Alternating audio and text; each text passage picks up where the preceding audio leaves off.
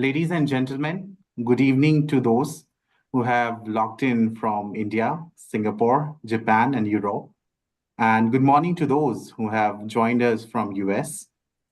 My name is Shivam Srivastav, and currently I'm a researcher at Indian Institute of Management, Bangalore.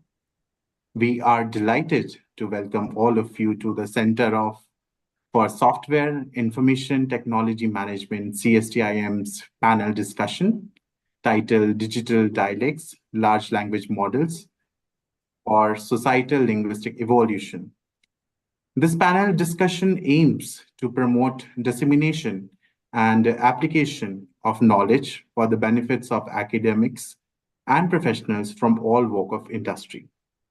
Our panelists, who are experts in their respective fields, will provide invaluable insights and high-quality information in the areas of management, technology, society, and culture. So before going straight into the discussion, let me give you a brief introduction about the Center for Software and Information Technology Management, which is CSITM. It is a center of excellence at IIM Bangalore on digital technology management. It fosters close link with the IT sector in India, especially with the technology hub. It is also connected globally with management researchers from top universities, practitioners from global tech companies and startups, reputed policymakers of India, and expert intellectuals from the different part of the world. Now, let me introduce the esteemed panelists who have joined us for this exciting session. Our first panelist is Dr. Abhishek Bora. Dr. Abhishek Bora is an associate professor of marketing at the INSEAD, Fontainebleau, France. He has been an assistant professor at the Foster School of Business, University of Washington at Seattle, and was a visiting assistant professor at the Wharton School, University of Pennsylvania at Philadelphia. Prior to academia, he worked for McKinsey and Company in India. He is the winner of Varadarajan Award for early contribution to marketing strategy research and is a Marketing Science Institute Young Scholar. He has published several articles in top-tier journals and has been cited in publications such as Harvard Business Review, Fast Company, Nature, Ad Age, and Forbes. His book, which is recently launched, is titled as Mind Your Language, which has been published by the Penguin Random House. Our second panelist is Dr. Josephine Luquito. Dr. Josephine Luquito is an assistant professor at the University of Texas Austin's Journalism and Media School.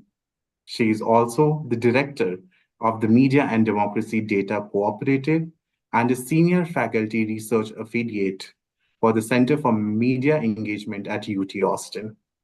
She uses machine learning and longitudinal modeling to study political language in the information ecology, harmful digital content, and multi-platform discursive flow. She also studies data access for researcher. Her work has been featured in Reuters, Wired, and Columbia Journalism Review. Our third panelist is Dr. Kaustuv Saha. Dr. Kaustuv Saha is an assistant professor of computer science at the University of Illinois, Urbana. He completed his PhD in computer science from Georgia Tech. His research interests are in social computing, computational social science, and human-centered machine learning. His research is situated in an interdisciplinary and human-centered context and bears implication for various stakeholders. He is a recipient of Outstanding Doctoral Dissertation Award from the College of Computing and Georgia Tech, Wallace Scholarship Award from GVU Center SNAP Research Fellowship, and is a finalist of the Semantic Graduate Fellowship. He completed his BTech in Computer Science and Engineering from Indian Institute of Technology, Kharagpur. He was awarded the NTSE scholarship by the Government of India, and he has a 6 year of overall industry research experience. So I would like to welcome all of you into this forum. and I would like to set the context of today's discussion. Each panelist would present his or her thought or perspective for about 12 minutes. This would be followed by a discussion that would be moderated by me. The panels have agreed to take questions from the audience at the end. So do type in your question as and when they occur to you. The sequence of today's presentation would be Dr. Bora, followed by Dr. Lokito and Dr. Saha. Since Dr. Bora has to leave early, we will have Q&A of his part right after his presentation. So without any further ado, it is my great pleasure to invite Dr. Bora to share his invaluable insights and expertise with us. Over to you, Dr. Bora. Yeah, can you hear me well? Okay, Yeah, perfect. yeah. All right, so I'm going to share my screen. And thank you very much for giving me the opportunity to present my research and the things that I do. So I'm going to basically talk about a book that I've just written, and it's on the way that language can be monetized and how language can be effective for understanding how customers actually interact, how firms can listen to customers, and what are the ways that firms can utilize these methods to actually understand customers better. So it's called Mind Your Language, and I, in this book, basically researched about 400 articles across business disciplines, from management to marketing to communication to psychology. And I created a list of the 25 or 26 most interesting business papers, and I wrote narratives for each of them.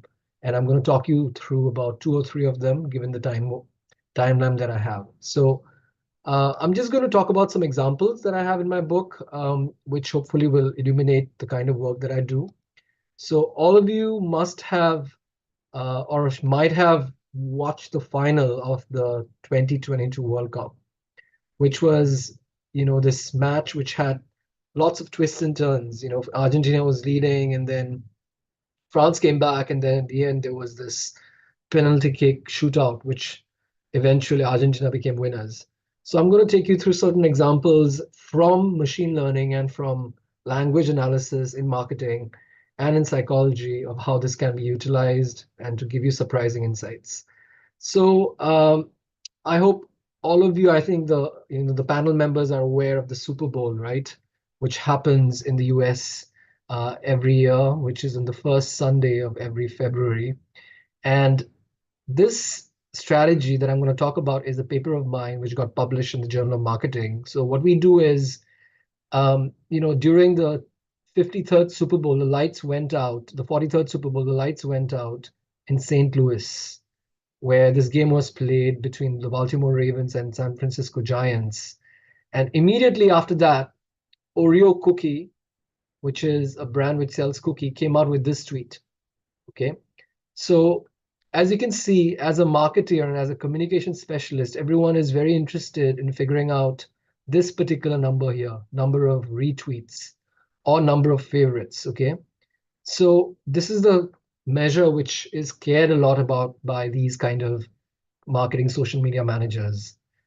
There's another event which I'm going to tell about, which is the biting of Giorgio Chiellini, who is an Italian player and who used to play for Juventus and was the captain of the Juventus football team.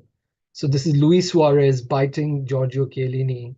And then after that, there was this particular tweet from Snickers saying more satisfying than Italian. So what we wanted to do was basically understand the characteristics of such tweets. And what we did was we collected about 1.6 million tweets such as this. And then we looked at certain exemplars of such tweets and we coded them. Okay.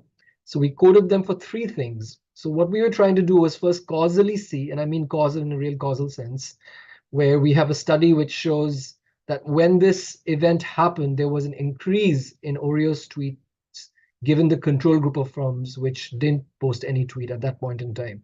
So we show that there's a causal effect using econometric methods. And then what we try to understand is, what are the characteristics of such tweets which can actually drive virality? So what we found was that there are 3 things which basically drive virality. One is surprise, So if you think about the particular example about Luis Suarez biting Chiellini, Snickers coming up with that tweet was kind of surprising, was kind of unanticipated. Okay, so we looked at that, and that seemed to drive virality. The second aspect which matters when thinking about such kind of social media campaigns, or what we call as improvised marketing interventions, is the idea of humor. Okay, so again, humor works, and if you interact humor with unanticipation or surprise, that leads to virality. And the third thing that we talked about was the whole idea of timeliness.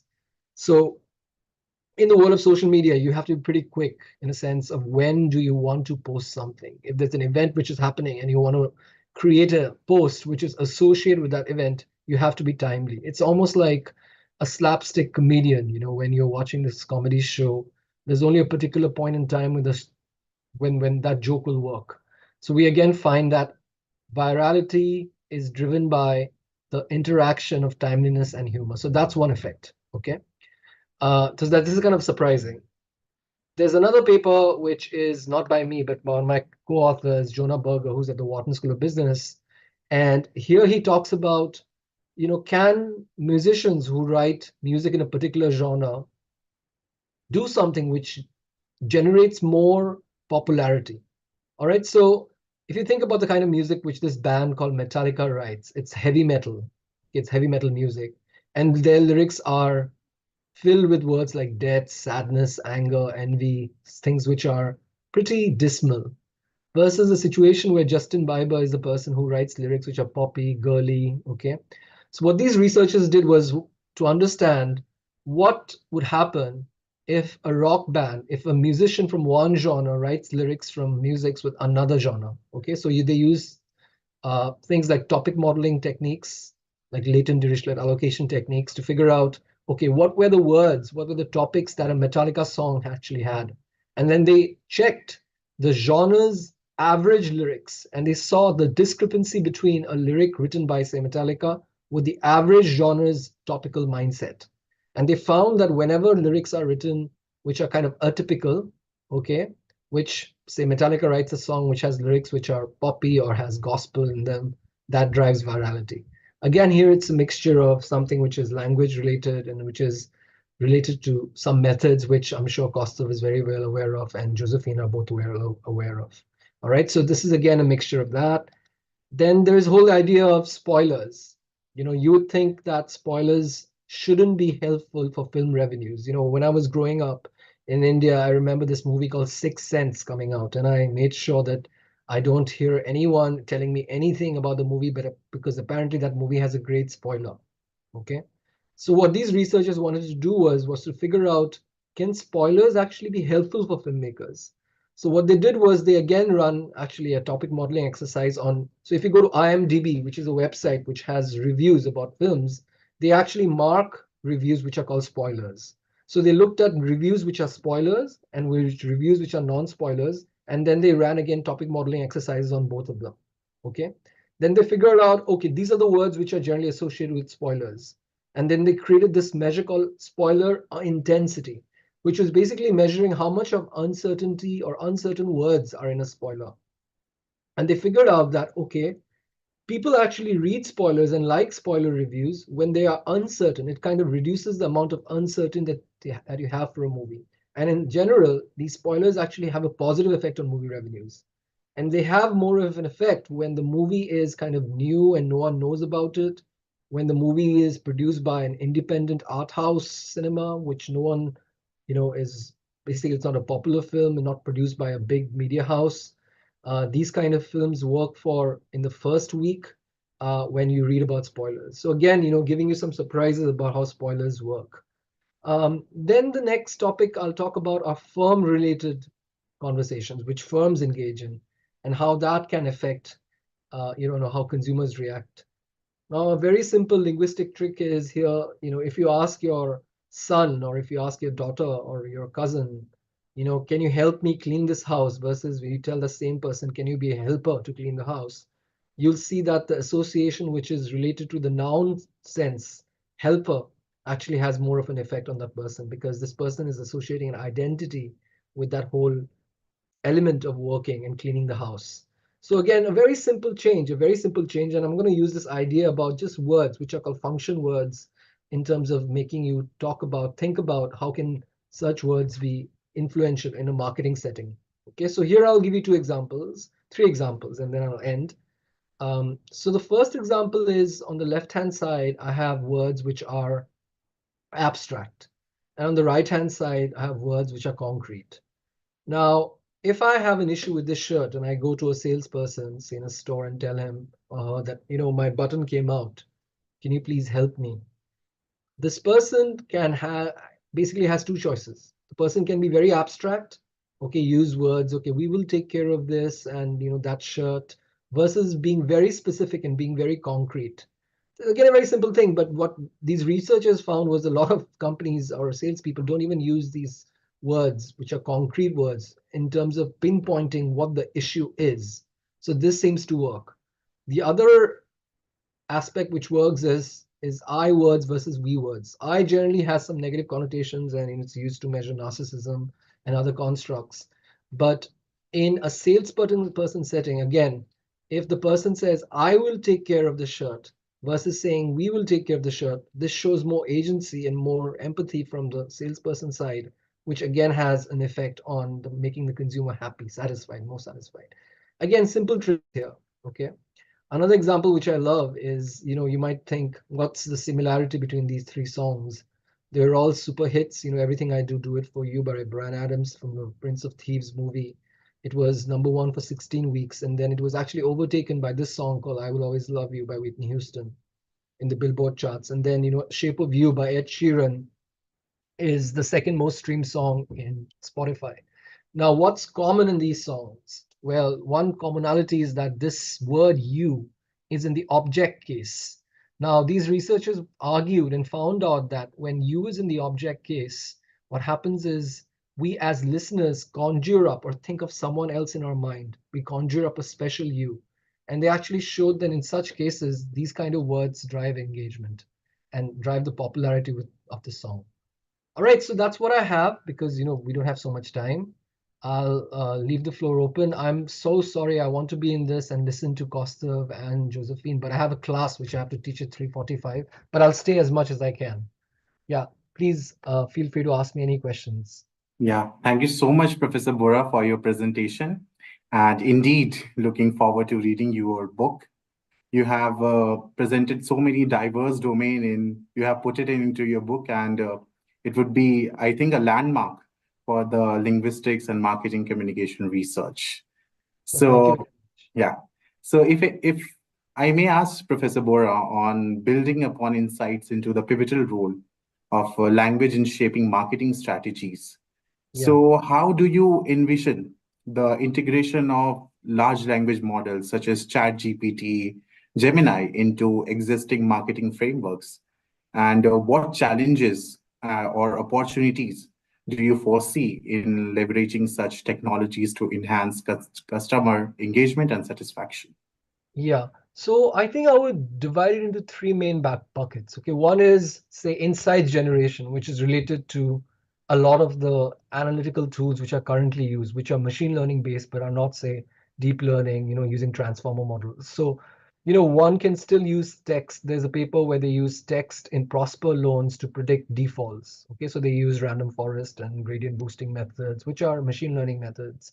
But I think with the advent of all these large language models, these models can also be utilized to predict, um, the probability of default. So there's a lot of scope for analytical work. Okay.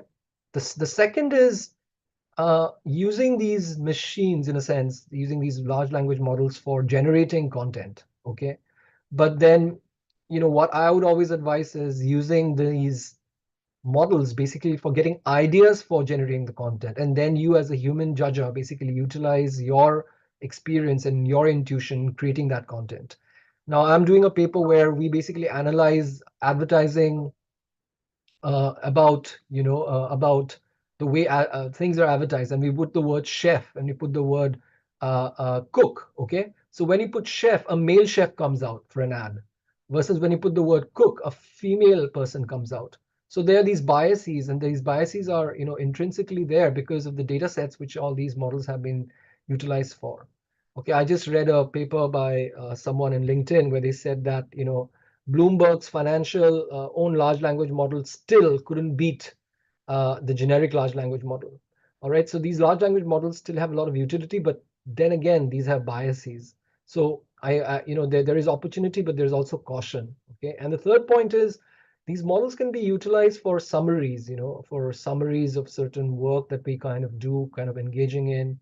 And again, for marketing related content, if you have been in a discussion, a brainstorming discussion, perhaps to summarize all of that, the minutes of that, the Zoom meetings of that, so that would be useful from a from a personal human relations or human personal perspective. Yeah, that's what I have to offer. Yeah, thank you so much, Professor Bora. If I may ask, could you please elaborate on how language nuances on social media platforms can be leveraged by the business to forge authentic connections with their audience to enhance brand loyalty? I was reading about a review of your book, and since you have mentioned this, so I thought it would be a good question to ask to you. And how does we can navigate the complex landscapes of online communication, offering insights into identifying and mitigating the impact of fake reviews, does empowering businesses to safeguard their reputation and maintain consumer trust? Yeah, so I mean, there are lots of questions there. I'll try to answer 2 points specifically. The first point is, you can use social media to monitor what people are talking about, and there are lots of models out there which will enable you to do that. I showed you this example of that paper where we basically actually human coded it. It's very difficult to code humor. It's very difficult to code unanticipation. But then you have other constructs which can be coded. If you have, if label data, you can utilize those label data for some kind of supervised machine learning algorithms to create some constructs. I have some papers where we look at, okay, what makes a social media post fail an organization, right? So when firms post something and it becomes a bad post where people start talking negatively about the brand. So we look at 3 aspects. We look at how sloppy is that message, which can be, again, figured out through machine learning techniques. How out of touch is this brand, which again can be captured by, say, collecting news articles about what's happening in the world versus what the firm is posting and creating some kind of discrepancy measure. How in sync or how congruent are the brand's post vis-a-vis what its mission statement is, which again can be done. So you can basically figure out lots of aspects of social media from the firm side and from what the consumers are speaking to actually understand the whole world of language. The second question about fake reviews, it's still a very difficult task, figuring out fake reviews. I mean, there's a selection problem here, right? I mean, I don't know who's writing the fake review. I just utilize, you know, I mean, I assume that these are the markers of a fake review, and years of research and deception and all have led, computer scientists to actually validate, okay, these features are actually are markers of fake reviews, and these look like fake reviews because past research has shown that. So it's still something which is going on, but there are markers as of now, and I talk about those markers in my book. About these reviews will have more future tense language. I mean, why would someone use future tense when someone has experienced an event? These reviews have more plural pronouns. They tend to distance themselves from the whole event because they are, basically they didn't experience that event, right? So there's a lot of opportunity in terms of utilizing language and utilizing all these wonderful, features. It's almost like, I read somewhere that, machine learning nowadays for language is like, what the telescope was to astronomy and what the microscope was to chemistry. There's so many opportunities, and these tools nowadays give a window to basically understand how language matters in business. Yeah, in fact, we have got a question from an audience. If you would like to take on that, which machine learning techniques would you suggest for marketing research on textual data? Yeah, so it depends, So if you're interested in learning about what topics are being discussed, you can use correlated topic models or machine learning models, which kind of help you figure out what topics are being discussed. If you want to figure out a particular construct, say humor, it's generally very hard to get a label data set for humor. So what you could do is, there's one way which could be supervised, where you have about 10,000 such posts, say Twitter posts, and someone codes them as humorous versus non-humorous, and then you build a supervised machine learning algorithm on top of that. Or you can use these large language models, which are self-supervised, right? So you can use BERT or something like that to basically come up with a way where you can predict all the tweets which haven't been categorized as humorous or not, but kind of utilizing a mix of labeling by yourself and a mix of using the machine learning, as in the deep learning models, to come up with some kind of categorization of data that you're interested in. Yeah. Yeah. So thank you so much, Professor Bora, for your presentation. Your expertise in marketing strategy and language dynamics has truly been eliminated the profound impact of language models on consumer behavior. So now we would request Professor Josephine Thank you. Lokito to share her presentation. Thank you, Professor. Thank you very much. Thank you. I'll be here for 5-6 minutes. Yeah. Looking forward. Thanks. And thank you, Dr. Bora, for the really interesting presentation. Give me 1 second while I share my screen. Stop sharing. Hey, so as kindly introduced, my name is Dr. Josephine Lokito. I am an assistant professor at UT Austin, and much of my work looks at political language, especially over time and across different language contexts, primarily on different social media platforms, as well as between social media and other media content, news and otherwise.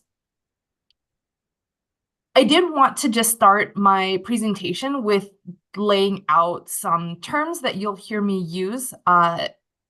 My main area of work is in natural language processing, which broadly describes the field of research that uses computers to process and identify or understand, quote unquote, natural language, or language that's produced by humans. A subset of natural language processing research uses and leverages machine learning, which is an area in artificial intelligence that is focused on training machines to achieve various tasks. I want to clarify that not all machine learning is natural language processing, and not all natural language processing uses machine learning, but there is a significant overlap. And then, of course, one of the focuses of this panel is to talk about large language models and generative AI. And so I wanted to just define generative AI as technology, tools, and algorithms that are often used to create new content. Some of the generative AI tools are language-oriented. These include things like large language models. And then there are generative AI tools that are used to create video, audio, so on and so forth, images. And so when I talk specifically about my work, I primarily focus in natural language processing and machine learning. However, I think, as with most researchers, there's been a growing interest in both generative AI and large language models specifically. One of the things that I work on is what I describe as complex natural language process situations. So when I began doing this work in political language, a lot of the data I was working with was quote unquote traditional text data that would be easily collected either in Amazon reviews or social media platforms, news articles, so on and so forth. But increasingly, I've been working with data that is either multimodal in nature, so when text or language is embedded in images or is spoken in audio and video. I also have increasingly begun to work with natural language processing in non-English and in what are called low-resource languages. So these are languages for which there are very few natural language processing tools, which can sometimes make it difficult to conduct NLP. And then finally, one of the things that I specialize in is longitudinal modeling. And with the availability of language data, especially online, there's been this new opportunity to start to study language really over time, not just over short periods of time, but over decades, so we can understand how language has shifted and changed over time. And then finally, I think one really big area that gets under-recognized is the need for data in order to conduct these natural language processing studies and experiments. And so I'm going to cover each of these 4 NLP situations to just situate my work and to think more broadly about how these things have shifted in an LLM generative AI space. So in the context of multimodal text, there's two really large areas of language data that we need to usually process in order to analyze. The first is image to text-based data. So a lot of content, for example, online will appear in a meme or in an image form, or people will take screenshots of a message that they see on a social media platform. But when we analyze this as researchers, we need to extract that text from the images. And the primary method for doing that is called optical character recognition. It's improved significantly over time. There's open source resources as well as paid resources to conduct optical character recognition. And for anyone who's used things like Google Translate or the kind of Adobe screen reader, all of those rely on optical character recognition.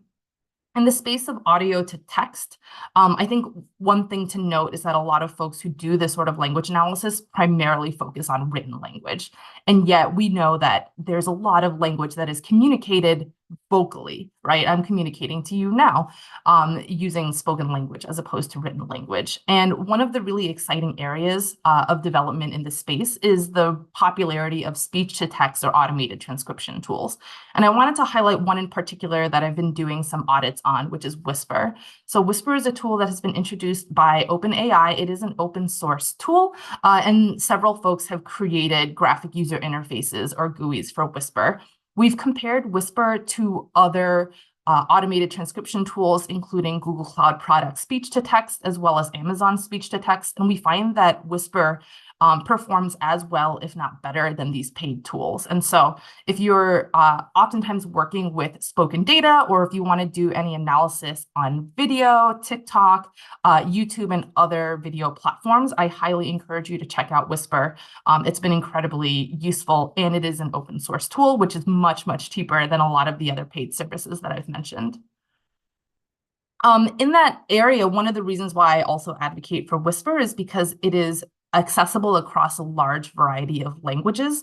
And especially if you're working with non-English, it can be sometimes difficult to do natural language processing if there are few resources. And so I wanted to highlight a couple of resources in particular.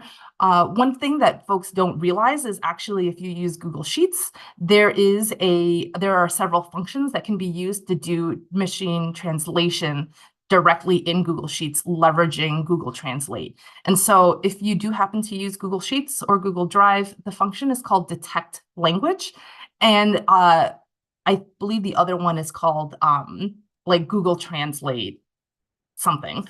And both of these can be used to identify the language of a particular message and then can actually translate it from one language into another.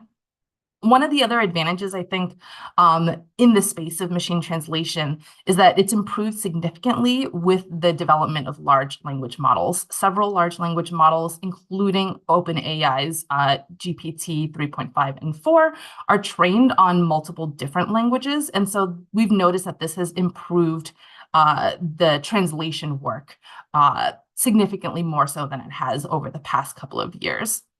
However, low resource languages, including, for example, Urdu, Cantonese Chinese, as well as indigenous languages in the United States, still really struggle to find resources to do natural language processing in. And so I think as we think about the development of large language models moving forward, we really need to take into account these low resource languages or languages for which there are fewer speakers and by extension, fewer resources.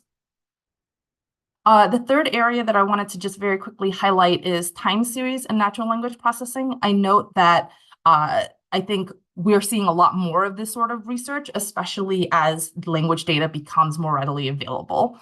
One of the areas that I work in is what I call small scale time series modeling, which is doing time series or longitudinal analysis over very short periods of time, thinking 1 minute or 30-second increments. And so I wanted to highlight this paper that I had conducted with a couple of colleagues over at the University of Wisconsin, where we were analyzing political debates in the United States between, at the time, Hillary Clinton and Donald Trump.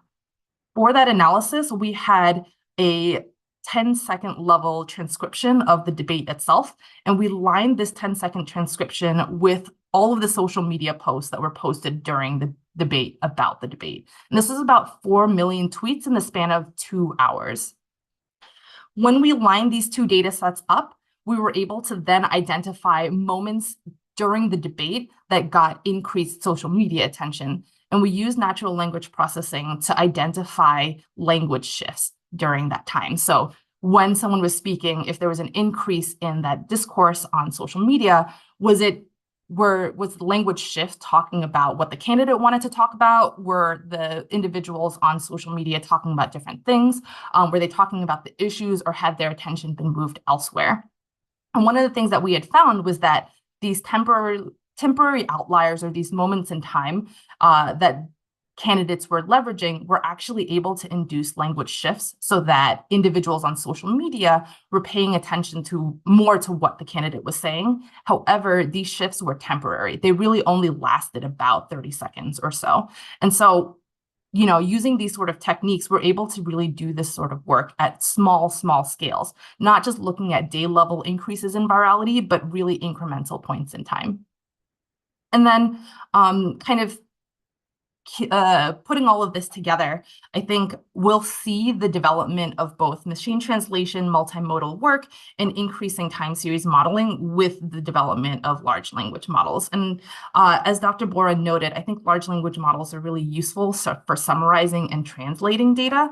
However, I'm a lot more skeptical about its use for information collection and gathering.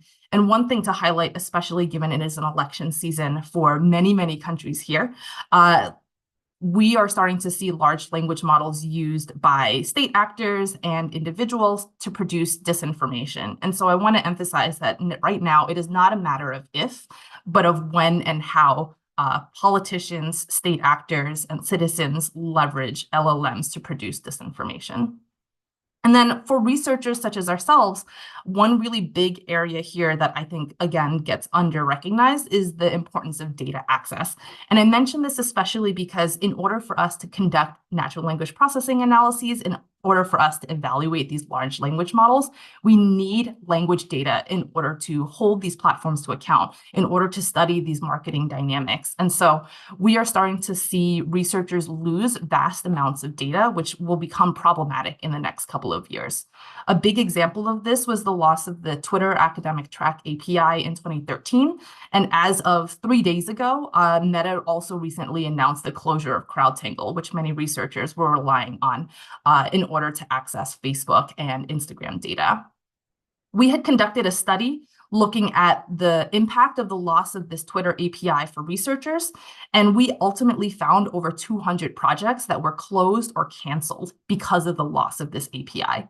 And time series modeling suggests that the loss of the API was directly impacting these closures. So what you are seeing here in this plot is on May 31st, when the API closed, most of our projects, or most of the projects that were reported on, ended directly on that day. We're continuing to do this work. And so one perhaps silver lining of this is the Digital Services Act in the European Union. It is the Digital Services Act, for those who are not familiar, is one of the policies that the European Union is trying to build or put together in order to hold platforms to account. And it includes a stipulation that requires platforms to provide data access to researchers. And so we are in the process right now of collecting responses from individuals who have tried to apply for researcher access, whether it is to TikTok, Twitter, CrowdTangle/Meta, and other platforms. And if you're interested, the survey is currently open right now, and I'd be happy to drop a link for folks who would like to access it. And then just to conclude really quickly, I think the future of language research can be really mixed. There are some silver linings. There are some great things, I think, on the horizon, but there are also things I think that we as researchers need to watch out for. And so I encourage researchers here to think especially about the use of generative AI for spoken language analysis. As I note, multimodal work is becoming very popular right now. I also think that we will in the future see the rise of both general large language models as well as bespoke large language models that serve very specific tasks and communication purposes. And then finally, as these large language models develop, I think it's really important for us as researchers to think about what are the policy implications, both for users' rights and users whose data ends up in these large language models, as well as the rights of researchers to be able to study these large language models, especially when or if they are black box models. Thank you. Thank you so much, Professor Lokito, for your enlightening presentation. Your research on political language and digital discourse has shed valuable lights on the complex interplay between language and democracy.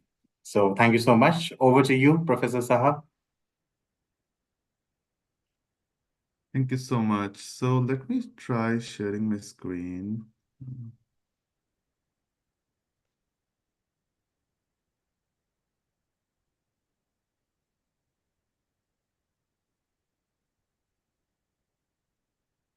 Oops, this is not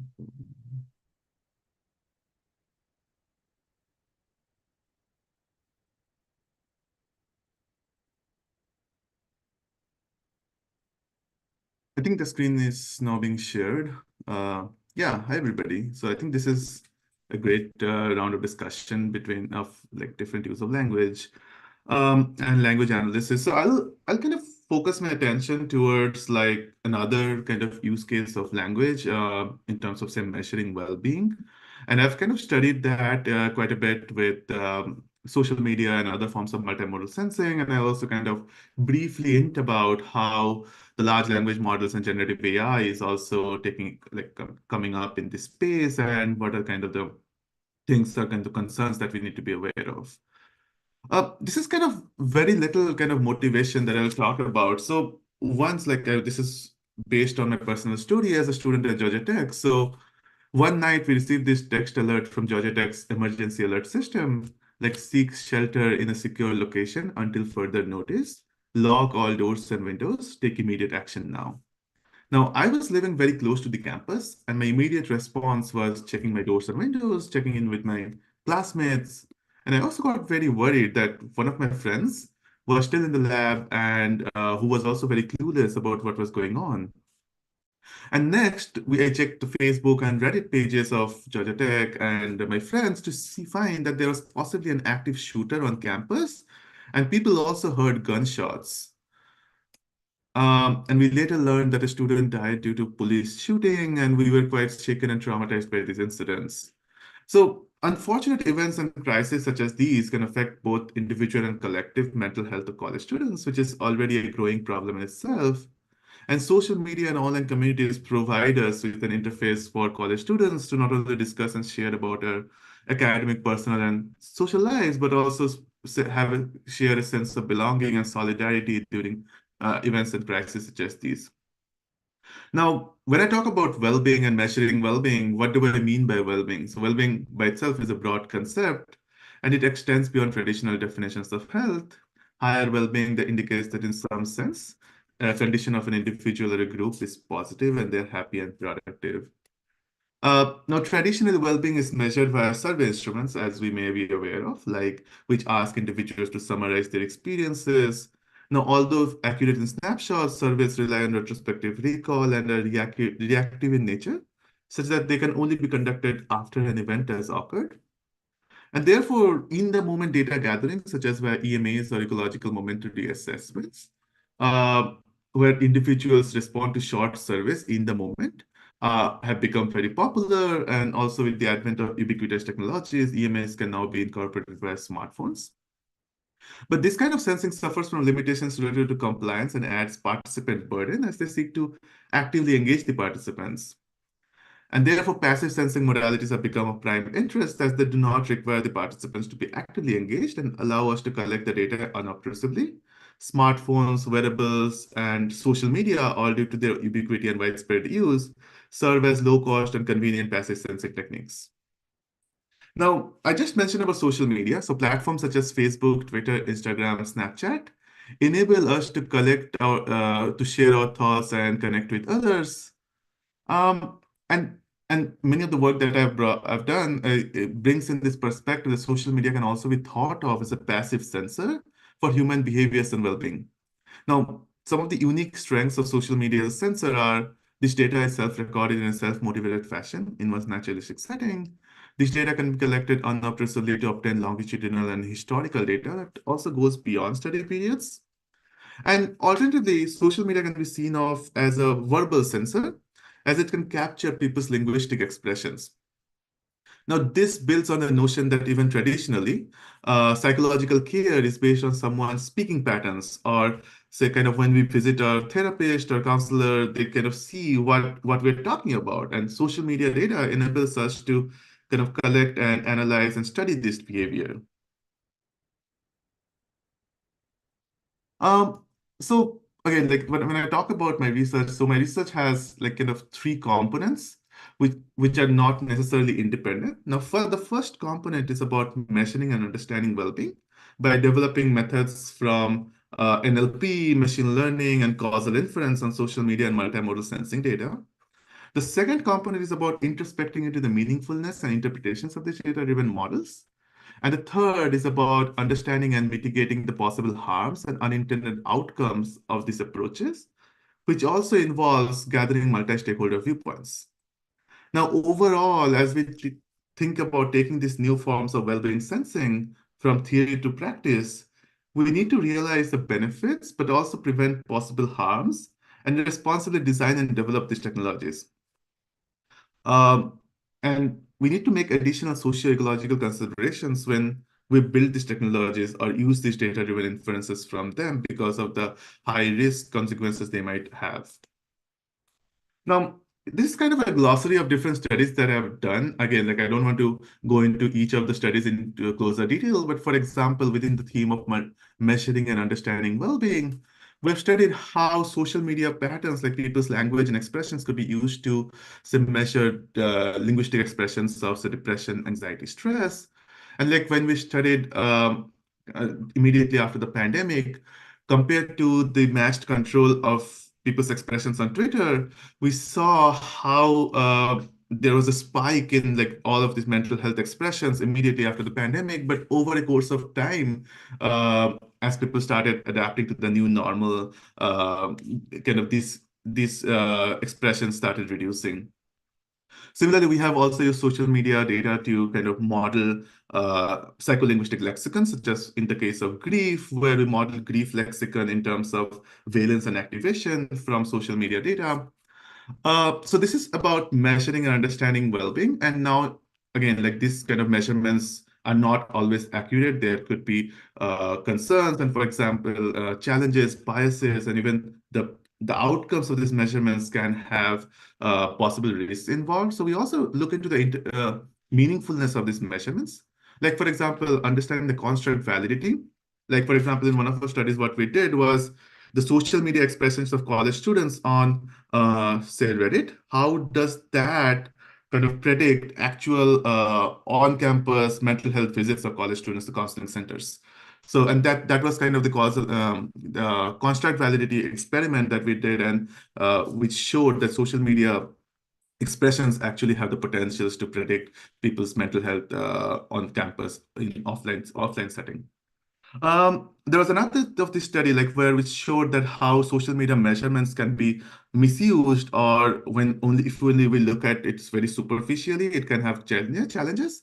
Like we were looking at job satisfaction, and where we found in terms of pay satisfaction, women showed higher pay satisfaction than men. And now this is a little counterintuitive to say a lot of the anecdotal and empirical evidences.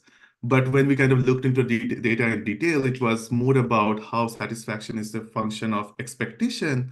And women tend to expect less compared to men for the same job and skills. And this is an example where the social media kind of measurements can be used to showcase a different picture and can be misused in different ways.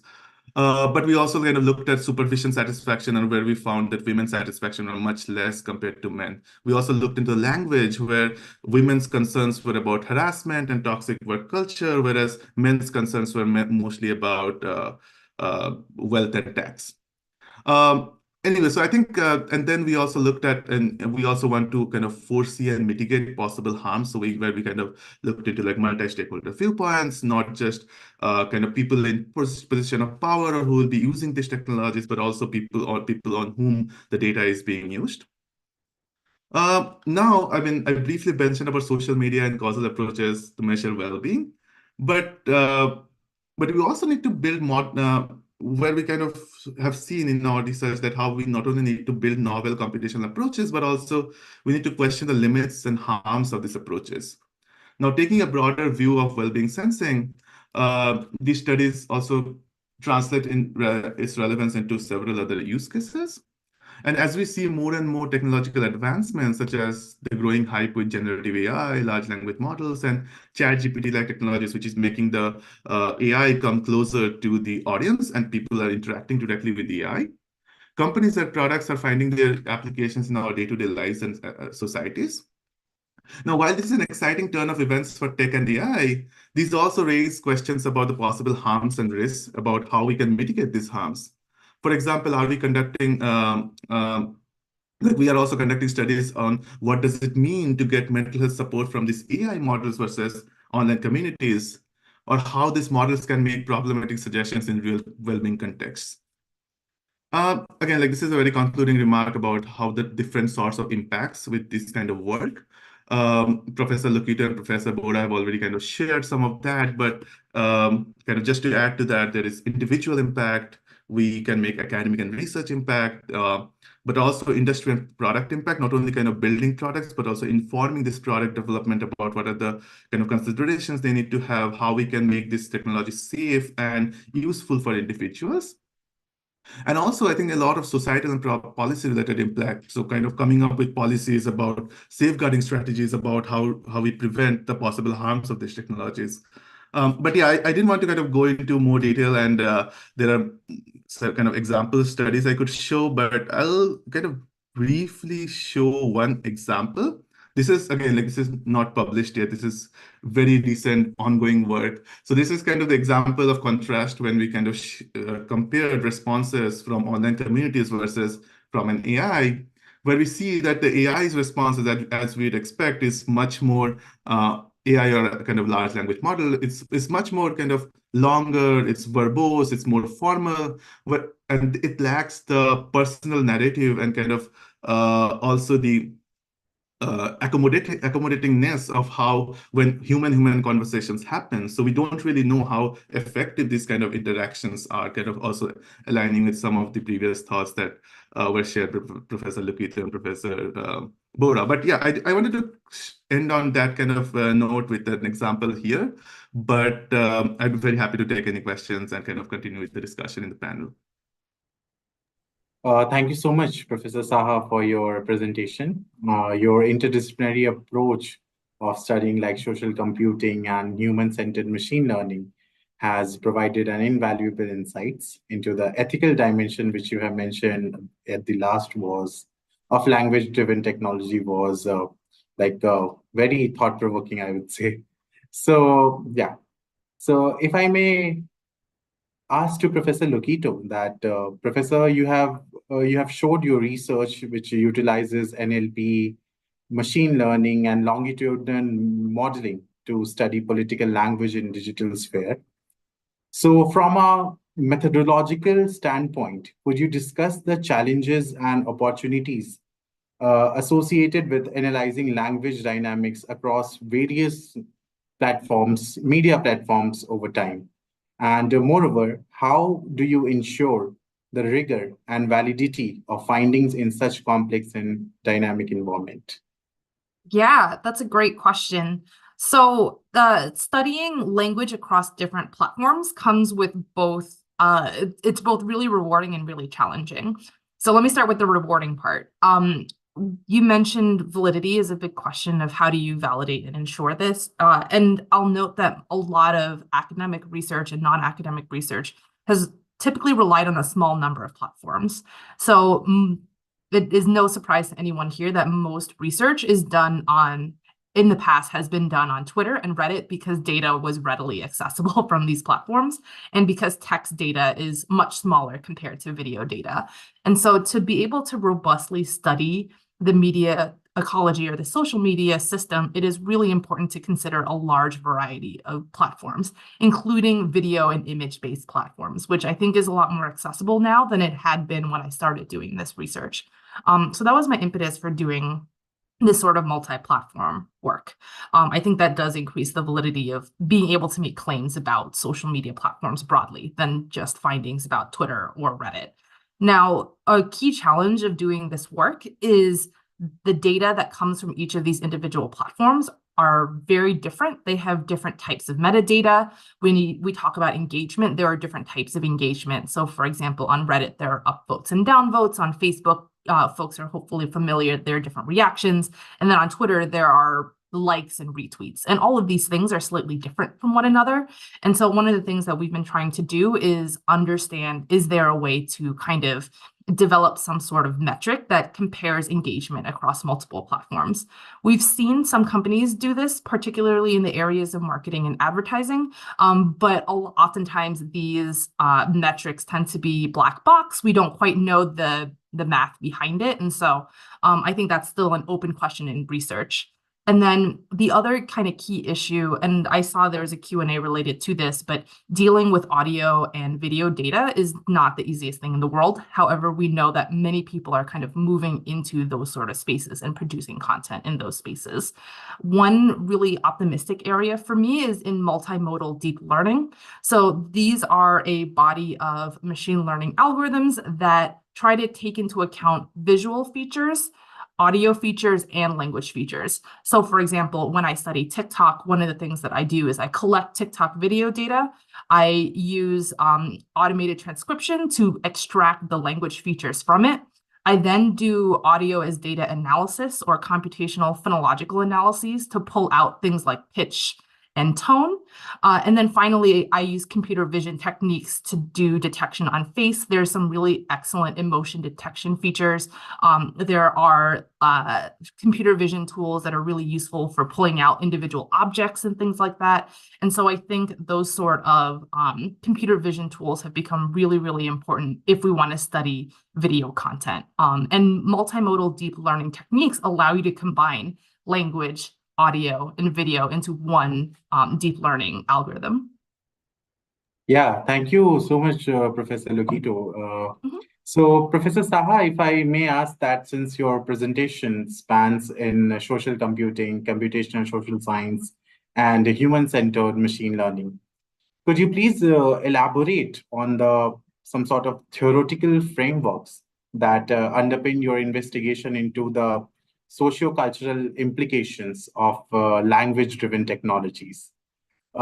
Specifically, if I may say, how do you integrate insights from disciplines such as sociology, psychology, you talked about psycho-linguistic words, and computer science to advance our understanding of language models' societal impact?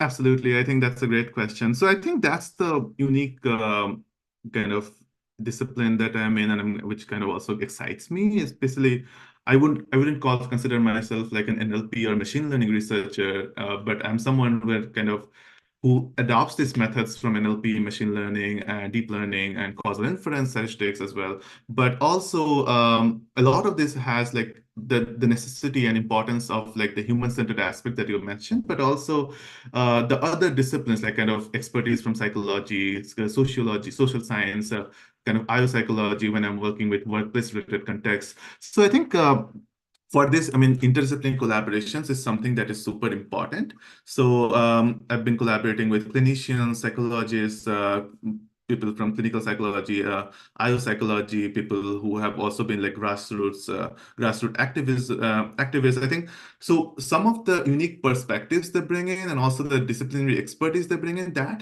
has always helped me to kind of model that using, say, kind of the data or the methods that we have from computer science and computational approaches. So I think that is super important. I mean, the examples of the methods could be a lot of the psycholinguistic research, which also was touched upon by Professor Bora in the first presentation was a lot of that was about like how people's essays and kind of use of pronouns, use of different psycholinguistic lexicon varied, or like when the 9/11 occurred, how people's kind of expressions on blogs happened, so and essays happened. So I think a lot of that draws on from that research and how psycholinguistic and kind of linguistic expressions on social media have also changed those changed over time, and kind of the behavioral markers can also be interpreted from that, as well as, I mean, it could be also some of the more like higher level constructs, like, or kind of role constructs, like role ambiguity in the workplace context. Like there is a definition of role ambiguity or role construct or workplace culture, and now we use our data or method to kind of model something which is probably some of that measure, but then we also have to kind of measure criterion validity or construct validity, that are we really measuring what we are measuring? Or that the example that I showed, like social media expressions of mental health, how does that actually relate with, say, people's on-campus mental health visits on campus? So I think unless we establish this construct validity kind of questions, it's otherwise, I mean, we don't really know what we're measuring. It's probably something else. It could be a very different measure altogether, which is totally fine. But are we really measuring the construct that is already defined from social science or psychology? So that's also something that we need to establish. And I think that's also where we can actually make an impact, like kind of the implications of the research is about how this insights or the outcomes of this research could be used by actual practitioners for making like mental health interventions or well-being interventions in the real world. But I think I'm going over time, and this was really helpful. Thanks. Thank you, Professor Sai. It's excellent. So, Professor Lokito, I have a question for you that since your research is covering the studying misinformation and conspiracy theories, particularly on emerging platforms. So, how do you envisage leveraging computational methods to mitigate the spread of harmful digital content and to promote informed civic discourse? Or can you discuss any interdisciplinary collaboration or initiatives aims at developing tools and interventions to enhance media literacy and combating misinformation in the digital sphere? Yeah, that's a great question. So when I think about, disinformation, conspiracy theories, fake news, for me, there's kind of two things we need to do. We need to remove that content online, which requires detecting it and removing it. This is where I think computational methods is really helpful. And then the second component is the media literacy and information literacy. And I will also add to that machine learning literacy. I don't think, a lot of times when we focus on media literacy, we focus on kind of traditional media. How do you detect when something is false information versus true information? But increasingly for individuals, I think it's also important for them to understand how large language models work. They don't need to create a new classifier, but they do need to know what a deep fake is. They need to know how you can detect a deep fake versus a genuine image.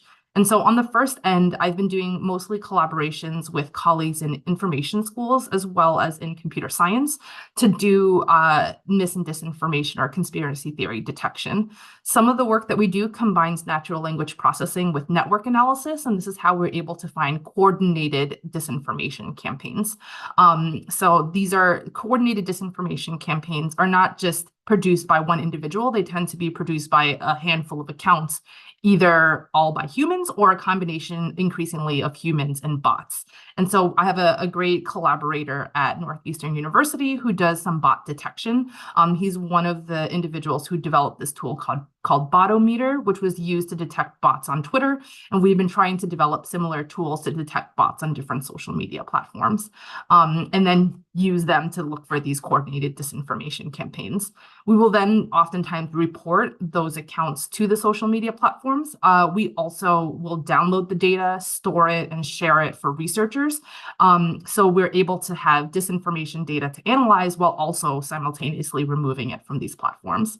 And then in the second area on media literacy and machine learning literacy, I just started this about 2 or 3 weeks ago, but I've been doing some work with some think tanks in DC to do media and machine learning literacy for high school students, because I think increasingly we need to have these media literacy campaigns, not just for the general public, but in our education systems. And so I've been thinking through, how do we develop lesson plans so that we can teach high school and middle school students what machine learning is, how to detect these sort of deepfakes, and what should we anticipate in the future.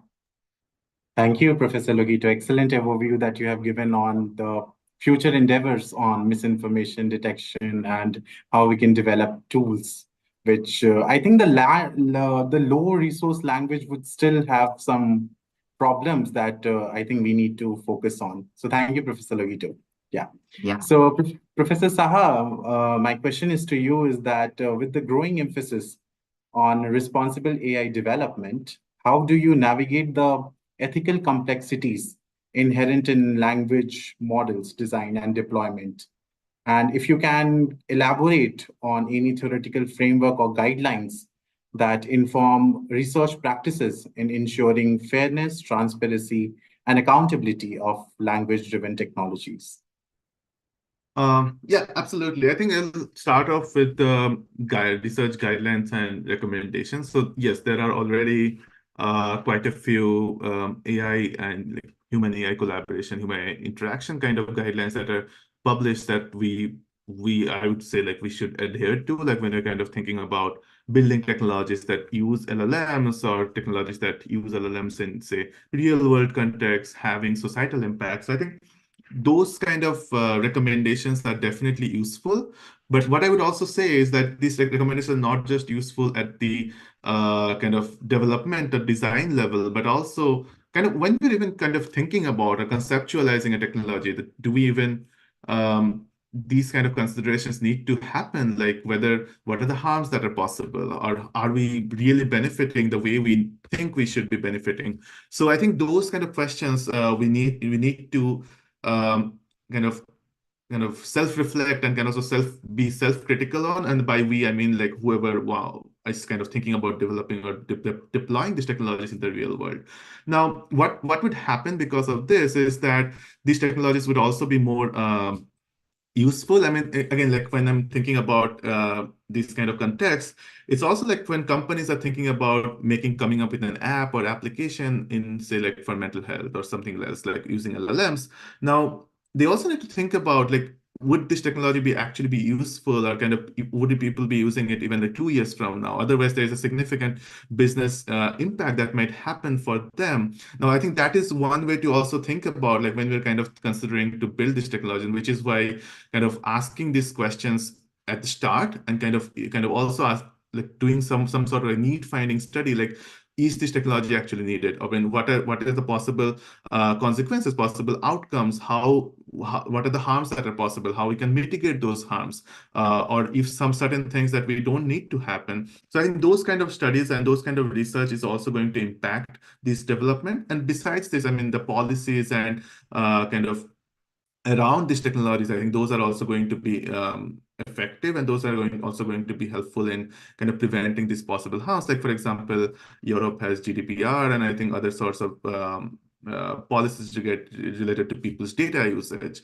And I think those are also things that need to be considered. And I'll give another example, just very specific about people's technology use. So in one of our recent studies, we studied how a lot of these technologies we are building or algorithms we're building about understanding people's mental health or behaviors on their social media use. Now, what we studied from this research was how when there is an algorithm which is monitoring me, that can also change my behaviors in the use of this technology, kind of the observer effect or Hawthorne effect. Now, think of it this way, like we never really started using social media to measure on our well-being. It was mostly to kind of connect with others, to share with others. But if these technologies are actually breaking the fundamental the needs or necessities of using these platforms, then we need to kind of also think about like whether we need to have the technologies in the first place. Like similarly, if LLMs, I mean, we are using ChatGPT for different aspects of our lives, but now if those interactions are used for different purposes, would we still be using ChatGPT or this kind of interactive LLM services the same way that we are using it now? So I think those are also additional considerations we need to have. Yeah, thank you, Professor Saha. So we will take, actually, there are a lot of questions into the chat box. So we would like to take one or two, and I would request you both to comment on that. So it would be a great to learn the diverse perspective of your research. So there's a question that having studied social media misinformation and threat from the bad actors, do you believe the risk of bad actors being able to use LLM chatbots in low resource languages? And is it a real threat? Automating misinformation is in English seems possible, but can bad actors really leverage LLM to create at scale disinformation in low resource language?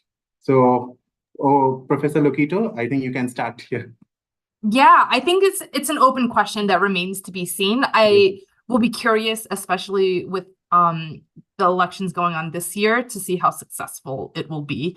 I think, for bad actors that are producing disinformation in low resource languages, it's important to recognize that large language models are not the only tool they're using to automate. And so one of my other larger concerns with low resource languages is the use of automated tools, not just to create fake content, but to create fake virality, to make uh, content appear more popular than it actually is. And we have seen bad actors in the past use automated tools to do so. The other area that I'll note seeing is the use of large language models to fake low resource languages, not quite at scale, but more like to make it seem like a politician can speak in multiple different languages. So they'll use automated deepfakes to produce the same speech, but in 2 or 3 languages. I do not know how effective this will be in the long term, but I think that remains an interesting open question. Yeah, Professor Saha, your comments. I'll just briefly add to that. There has been some recent research which showed that how LLMs can be used to make like synthetic lies or synthetic kind of informations or like kind of misinformation. And now what LLMs also have is the way they kind of present the information, which might sound human readable, which might sound very well written language. Now, those can be, I mean, if say like kind of major outlets or major kind of whatever like sources which have a broad readership can are leveraging these kind of things to kind of propagate misinformation or kind of use them for different biased or targeted sort of information sharing, then it's also like it's not only just hard to kind of moderate some of this content, but also that can have different sorts of impacts. I mean, when I'm talking about hard to moderate, because most of the moderation is either by like identifying offensive or hate speech detection. Now, if the language is not using that and it's sort of like community rule violation or it's a even like misinformation, false news sort of thing, those kinds of things, it becomes like much more cost and resource intensive and becomes harder to kind of even scale up those efforts. So I think that is when these challenges are possible to become much more likely. Yeah, thank you so much. So there is another question on data access from Twitter. And it seems to be that it is very relevant, which has negative impacted research. So it is likely that the same spread to the other sources also making the data very expensive. So how can researchers influence the make data accessible? Professor Saha? Yes, so I think that's definitely the kind of ongoing issue, and I think that's where also like academia versus industry. I think we also need to kind of think about, is this a research problem that we outside of say social media platforms are better capable to do, or someone who is sitting inside Twitter or Facebook, they might be better capable to do some research. Now that is where, I mean, there's definitely a gap in there, and I think it's hard to kind of overcome that gap. Now, having said that, it also depends on the kind of problems that we are looking at. So like, I mean, there are opportunities for like kind of asking just like, I mean, the other sort of research studies that have happened, like we recruit participants and then they share their data in different ways. I mean, there are also, I mean, people can share their kind of their own social media data, and then that could be used for studies. There are different like data donation kind of platforms where people can go ahead and share their data for research. And I think if those kind of crowdsourcing activities kind of like scale up, I mean, that will also enable more research efforts. From a researcher perspective, I think people have also tried coming up with like tools such as like browser extensions or sort of things which can help. I mean, obviously with people's consent, and if people have kind of consented and recruited, kind of been recruited to a study, now they can install a browser extension, and from there, like their behaviors on platforms, like what kind of content they're exposed to, how they're responding to that, how they're interacting with other users, those kind of things can be collected and used for research. But yeah, I mean, that's definitely an ongoing challenge, and we need to come up with ways how to kind of overcome this like data related issues. And I think over the course of time, it could also become more commercialized, and you kind of need to pay to get data, which is also not the best of use case. Yeah, Professor Lokito, your comments. Yeah, kind of building on Dr. Saha's comments, I think data donation research has become incredibly popular. And one really important consideration there is the ability for researchers to pool their data donations together. So there's an ongoing project called the National Internet Observatory in the US, where different researchers collect data donation data and then try to compile it together.